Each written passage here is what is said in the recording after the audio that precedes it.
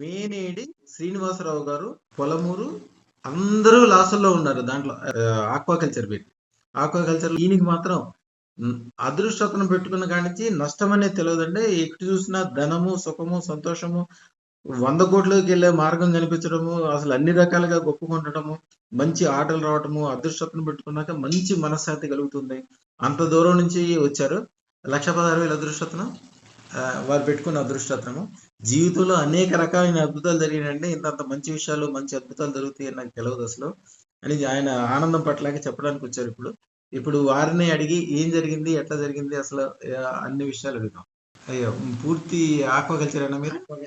అయ్యో, అదృష్టం పెట్టుకుని ఎంతకాలం అయింది? 15 మాసాలు అవుతుంది. 15 మాసాలు, సంవత్సరం మీద 3 నెలలు. ఓకే.